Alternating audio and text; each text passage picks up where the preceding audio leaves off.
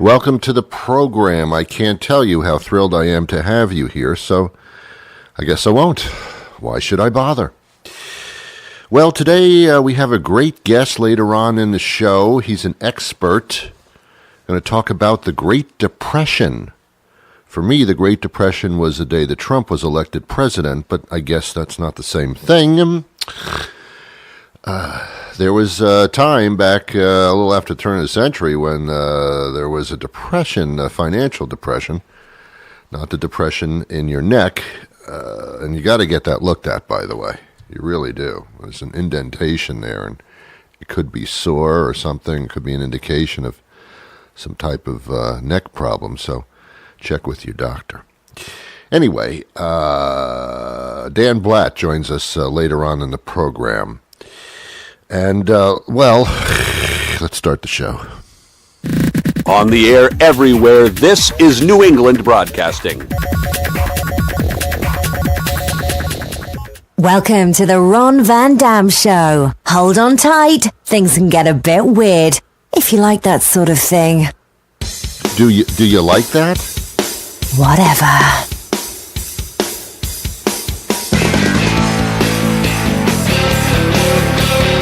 Come on, everybody sing along. Let's go. Come on.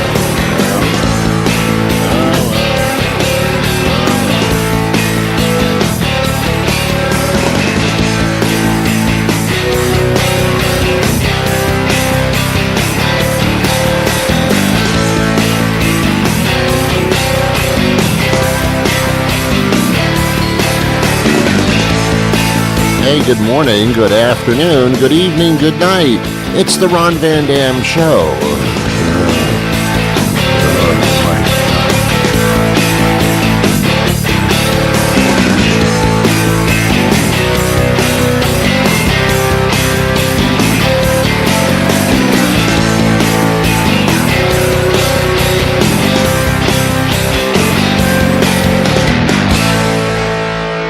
Sit back, relax, grab a cup of coffee, a cup of tea, whatever your liquid libation may be in the morning, and join us as we take a look at the world around us. As much as it's a pleasure to be with you, the pleasure is actually all yours.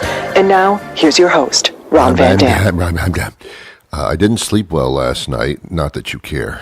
I did not sleep well last night for various reasons. There were thunderstorms last night in the middle of the night, early morning hours, like at 3 a.m. And usually when I hear rumbling at that time of night, it's my stomach or my extreme gas problem. But it wasn't. It was thunder and lightning outside. I know some people who think that the sound of thunder is a relaxing sound, and I don't quite understand that. I don't understand how sounds that sound like explosions going on in the sky and bolts of lightning would be a relaxing situation. If you find it so relaxing, then put on some metal shoes and go walking in the field during a thunderstorm and tell me how you feel about it then. Our show emanates out of Boston, out of the Boston area. And it's been extremely humid here, as it has been for many areas of the country. Do you know that record heat indexes have been logged all across Europe in places that they have heat, but not like this? Spain is experiencing incredible. People are spontaneously combusting as they walk down the street to get a loaf of bread. That's an exaggeration. That's not happening. But it sounded really interesting. England is usually, fairly moderate, damp every single day, no question about it. But the heat that they're experiencing has been phenomenal. There are British people that are melting on the sidewalk. Again, perhaps an exaggeration. Nobody's really melting on the sidewalk. Some people may have fainted from heat exhaustions, but I don't think they melted on the sidewalk. I remember watching a show decades ago, and it's the only thing I remember from decades ago, and there was some news reporter that took an egg. It was very hot outside, like 100 degrees or 110 or 190, I don't remember. He takes this egg, and the news camera's watching this, and he gets down on his knees, and he cracks the egg on the sidewalk, and within about 10, 15 seconds, the egg starts to sizzle, and he's frying an egg on the heat of the sidewalk. That's probably hot. That's, and I don't mean hot in a sexy way. Oh, that is so hot. No, I mean it in a horrible way. Like if you had no shoes on and you were barefoot, your feet would start sizzling. That's usually not great, unless you have a side of bacon. That's bad. I think my shoes would even melt if it was like 110 on a sidewalk. Give me a break. It's a seriously dangerous situation. I don't know if it's climate change. We don't call it global warming anymore because that didn't work out. But climate change, I don't know. It could be a cyclical thing. It's pretty sick. Where maybe every 50, every 100 years, the Earth goes through this situation where it gets like really hot, man. I don't know. Although many of the records that are broken are since they were keeping records on the weather. And I don't know when they started keeping records on the weather. I don't think the cavemen walked around saying, this is unusually hot. Remember back in 10,000 BC? That was a hot one, Bob. You're right. I couldn't go outside. I had to stay in the cave all day. I know. Remember that, Bob? Yes. Everybody was named Bob back then. Did you know that? Yeah. And did you know that cavemen, by the way, there are no cave women because we don't refer to them. The cavemen and dinosaurs never were on the earth at the same time. It's kind of like Superman.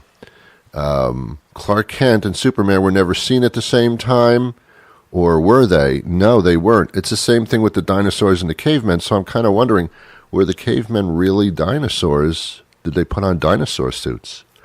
Because you never saw them on the same planet. You're right, Ron. That's one of the most intelligent things you've ever said. Listen to me talking to myself. I said at the top of the show that the Great Depression, we're going to talk about that from the financial aspect coming up pretty soon. My special guest, Dan Blatt, author and financial expert. But let me tell you, the Great Depression to me was the day Trump was elected. I remember I was lying in bed, I was watching the election results, and I got greatly depressed and have been ever since. Not to the point of suicide or anything, but because that's just like a 4-year deal usually, hopefully. Please, fingers crossed. Everything's crossed for that one.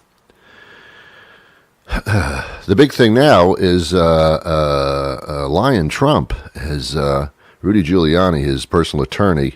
Good choice. Donald Trump makes horrible choices in who he surrounds himself with, which makes you a horrible, horrible boss. You hire people that suck. Your hiring skills are horrible. Really, Don, you suck at this. You suck at a lot of things. He hires the most absurdly ridiculous fools. And he can't be doing this on purpose unless he figures if he surrounds himself by fools and he looks like the smart one. This isn't working for you. This isn't working, Don. Here's the major reason that I can't stomach Donald Trump in any way, shape, or form, and it has nothing to do with his policies. I'm not talking about the policies, and many of which I find disdainfully horrific, but I'm not talking about the policies. Because if Donald Trump was impeached or something, Mike Pence would step in and, same political kind of conservative outlook and whatever. I've lived through Republicans before, it's fine, it's okay. But Trump as a person is the devil, just the devil. It's the Antichrist, let's face it. Let's just admit it. Admit it. Got the Antichrist in the White House. Well, nice move, nice move. I know you didn't have a choice. I get it. It's like going to a restaurant and both things on the menu you don't eat. I get that. I get it. Believe me, I get it. But you're still culpable. If you voted for him, I excuse you. If you still support him, how do you sleep at night? Anyway, one thing Trump said, and it wasn't a thing about being able to shoot somebody in the middle of Manhattan and his supporters would still be supporting him. That is disgusting as it is, and actually very, very true. But I remember the first thing I heard him say that immediately I said, I cannot vote for this guy. This guy must be removed from the planet immediately. And this is what he said. And he said it. You probably heard him say that. If not, you're not keeping in touch. This is what he says way back when he began running for president. This is what he said. He said, I never make mistakes. He said, I never apologize for anything because apology is a sign of weakness. Don, that's the suckiest thing a human being can say.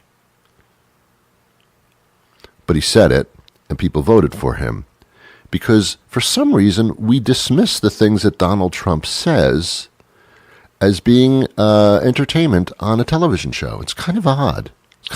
What the hell happened to us?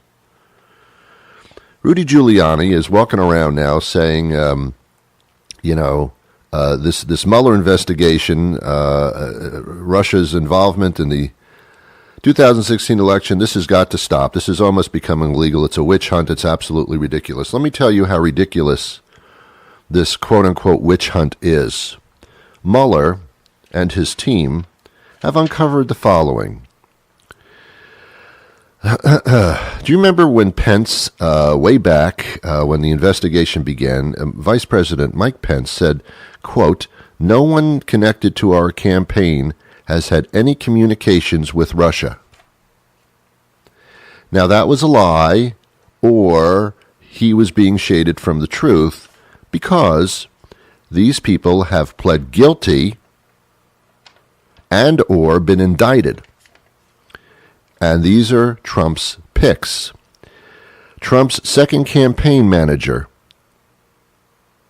Trump's deputy campaign manager, Trump's national security advisor, Trump's foreign policy advisor, Trump's first campaign manager, Trump's first congressional endorser, all people that Trump chose, have been indicted for connections with Russia, the very thing that Trump and Pence said that there was none of in their campaign. There was. 4 of them pled guilty. In other words, 4 of them said, yeah, I did this shit. I did speak to Russia during the campaign. It's unbelievable. Here's what the Mueller investigation has uncovered and has actually successfully indicted. Trump's personal lawyer, as you know, his digital marketing strategist, 14 Russian nationals have been indicted. 3 Russian companies have been found guilty, and 12 Russian military officers have been indicted. And amongst all of this, there were 5 guilty pleas to the point where these people said, yeah, I did it. I did bad stuff. I did illegal stuff I shouldn't have done. That is not a witch hunt. That is uncovering stuff that actually happened. So Mueller investigation, yeah. Now here's the funny thing. The Mueller people never said, we believe Trump colluded, which is not, I don't know if it's illegal or not, but certainly not politically smart. We never said that Trump was involved in this. Basically, we said all the people around him were involved in it, including your son, Donald Trump Jr. That's going to come out. It already has. I laugh because it's so absurd that the Trump administration still says, I don't know, I didn't do anything. What did you think? Yes, you did. Yes, you did. Had there not been this Mueller investigation, all these people would have gotten away with it. Stuff that was illegal. So here's the funny part. Rudy Giuliani, he actually says that, we want this investigation to end, and we don't want the president to sit down for an interview with Mueller. We don't want him deposed, and the reason we don't want this is what basically this is what the Giuliani, Trump's lawyer, is saying. We don't want him to be deposed because it'll be a perjury trap. A perjury trap. That's when they catch you in lies. You see. So what Rudy Giuliani is actually saying, Donald Trump is such a freaking liar that if he sat down with Mueller, whatever, Trump is such a liar. If he sat down with Mueller, then he would be convicted of perjury and caught in all kinds of lies. That's because the guy lied. What are you defending him from? You're admitting that your client lies through his teeth, and if he sat down with the investigators, he'd be perjuring himself because he lies. I mean, God, you just admitted that the President of the United States is a fucking liar. Oh, my God. Somebody pinch me real hard so I can wake up from this nightmare. And you, the American people, you better start pinching yourself, too. You can't just sit there and listen to all this crap. You got to do something about it. This is an embarrassment. Anyway, did you know how I felt about this? By the way, is this a revelation to you? Hey, I was listening to Ron's show today. He doesn't seem to like Trump at all. He seems to have a great amount of disdain for the man. Well, I don't know what gave you that impression. Oh, man. I'm telling you. All right. My guest today is a financial expert who's written many books on the subject. As you know, back in 2008, we had what they call the Great Recession, and some of them were comparing it to the Great Depression. I was not alive during that period of time. Most of my listeners were not alive either. So this Great Depression thing is something that we've heard about. We know that financially, not only this country, but the world fell apart financially. This is like a world war of finance. It's a global thing. 2008 sucked. People who had money lost money. People who didn't have money didn't lose anything, basically. We're going to speak to Dan Blatt. Is this possible? Could this happen again? Are we getting closer to the collapse of another economy? Could it be that bad? We'll talk to him right after this short message. So please, just stay where you are. Don't go anywhere. Hi, this is Bob Robinson from Bob's Handy Around the House. I'm a local handyman. I've been in business for the last 50 years on my own, doing light repair work in our area. Whatever you need done. Carpentry, painting, floors, tiling, yard work. I can do it all for you. I'll come to your home and do the work for a very reasonable fee. Naked. I should probably mention that I will be naked while I do this work. Buck naked, not a stitch on me, waving in the wind, in my birthday suit, showing what God gave me, naked as a jaybird. I'll be naked the whole time. I show up naked, I do the work naked, you pay me while I'm naked. Bob's Handy Around the House, Bob Robinson. You can look me up on Facebook, where I am naked. Dan Blatt joins us now. He's the author of a recent book, Understanding the Great Depression and Failures of Modern Economic Policy. He is an expert in the field, has also runs his own Futurecasts, author of Futurecasts. We'll talk about that as well. Well, we're talking about something that a lot of people have heard about but don't really know much about. First of all, there was a thing called the Great Depression, and there aren't many people that lived through that at this point in our times. So it bears explanation. Most of us went through the deal in 2008. How close to that was the Great Depression? Does it even compare? It really doesn't. The Great Depression is used as a bogeyman for everybody who has an ideological or political axe to grind. Oh, you got to give me $1 trillion to spend, or we're going to have another Great Depression. 08 was a serious situation, but the differences were stark. In the 1930s, we were dealing with an autarkic world, a trade war world.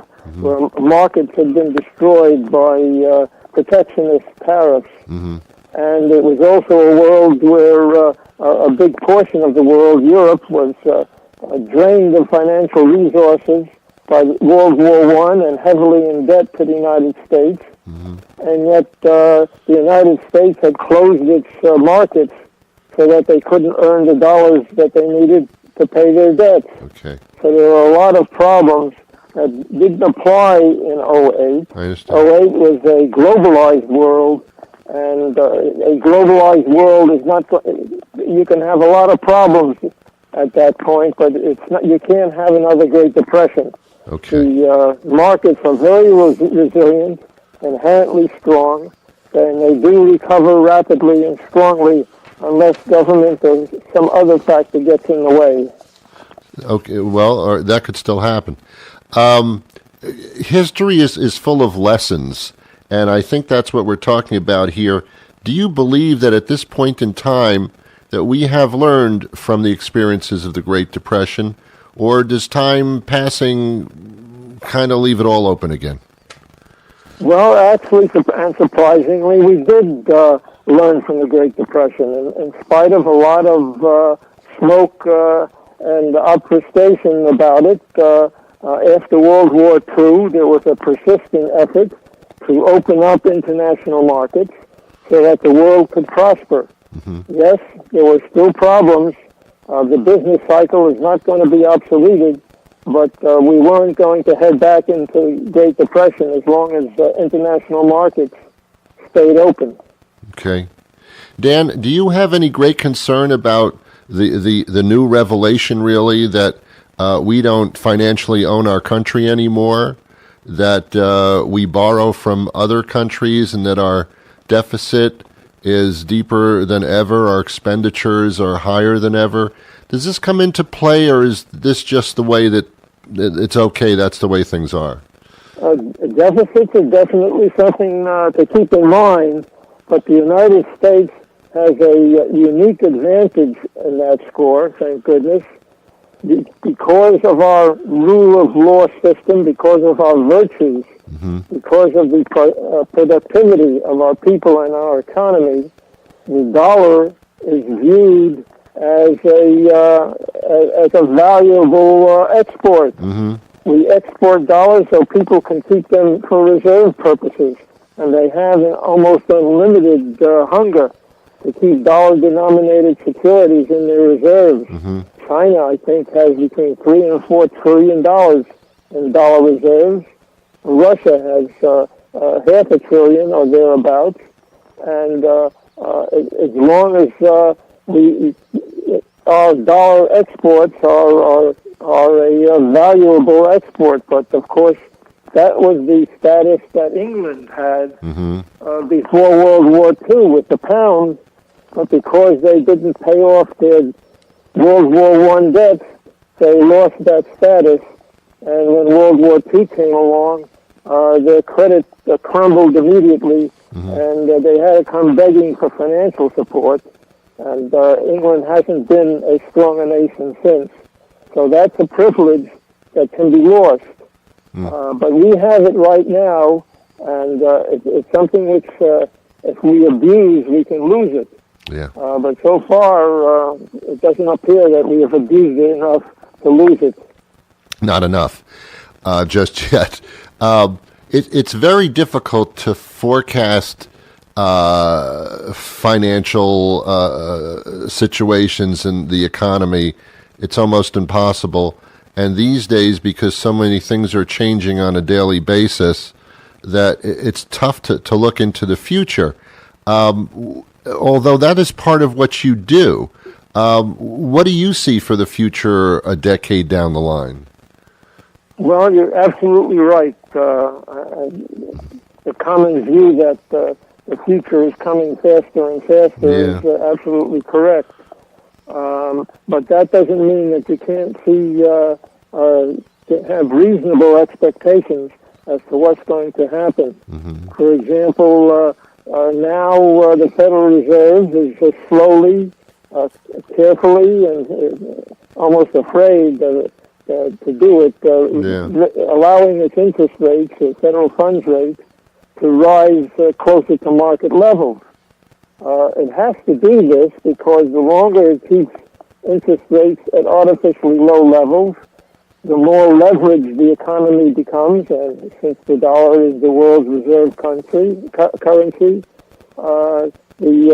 that affects nations all around the world. Right. You have a very bubbly economic system as people leverage up and increase their debts.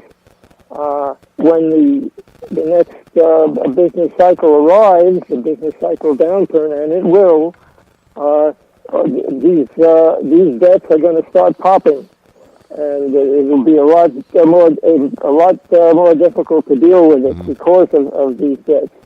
But they are allowing the interest rates to rise. I don't think that anything nasty is going to happen until their interest rates get north of 3%. So until that time, I think that people can be pretty relaxed about it.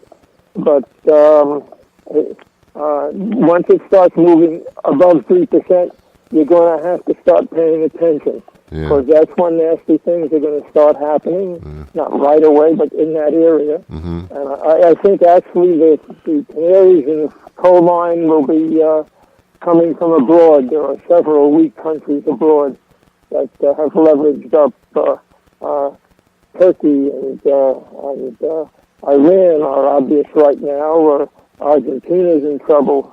Yes. And a lot of the smaller fry. But when interest rates get north of 3%, you're going to see that's going to be the testing time for whether this decade of interest rate suppression was really a success for our economic policy. But aren't we rather close to that threshold now? I mean, for the first time in over a decade, we're seeing CD rates and certain bank account rates in that 2.5% to 3% area, rivaling what bonds are even offering. I mean, we're kind of on that threshold now, aren't we? Well, there are other important interest rates. The mortgage rate is, I think it's over 4.5% now, but it shouldn't be all that should have to go above 5, maybe 5.5% to be a problem. And of course, I'm talking about the federal funds rate, which right now is still at around 2%. So you're a whole year away from them getting it above 3%. But you're absolutely right. Some of the other interest rates could be problematic too if the spreads widen. But basically, you keep an eye on the mortgage rate and the federal funds rate, and I think you can be fairly confident about the United States until that rate gets north of 3%. Yeah. Dan, do you feel like the economy is actually good? It is by definition, but is this a fake position that we're in? A position where the corrections have been too timid to activate? I mean, are we in a bubble of fictition when it comes to this? Well, the leverage rates have been going up all throughout this period of interest rate suppression. So, on the other hand, reserve requirements on our banks and financial institutions have been pushed up. So that's a good factor. All right. But right now, we're in a period where the Trump administration is trying to undo the regulatory onslaught of the Obama administration. Right. The Obama administration went to war with our economy, and with salvos of regulatory assaults well over 500,000 pages of new regulations. And the Trump administration has been deregulating and also reducing the vigor with which existing regulations are enforced, so that the economy can breathe and go again. And that has actually strengthened the economy, whether other purposes of the regulations being lost are good or bad, that's another question. Right. But from a purely economic matter, that definitely does strengthen the economy. I think that's more important than the income tax reduction. Although income tax simplification is long overdue, our income tax statute is an economic abomination by any measure. It is. Well, I don't think what was done corrects that. I think it's still an abomination, and You're right. Yeah. You're absolutely right. They didn't do anything. They didn't correct the. They lowered the rates, but they didn't correct a lot of the correct nastiness in the details. Right. No, they still left loopholes open for those that can afford it and closed them for those that can't. Anyway, that's another conversation. I could talk to you for probably 17 hours, but I think by law I'm not allowed to, so we're going to... That's another problem with overregulation. That's right. You can't do long interviews. It's horrible, which will be the death of our country. Okay, it's FutureCast is something that listeners can go to on a frequent basis. Is that right? It's www.futurecast, that's plural, futurecast.com, and it's sort of a Reader's Digest for non-fiction works. I purposely write it in a style that facilitates speed reading and scanning for the busy people who tune into my web magazine. Excellent. And the book is Understanding the Great Depression and Failures of Modern Economic Policy, the story of, it's the needless, the headless giant. The United States government, yeah, of course. Of course it is. Who else would it be?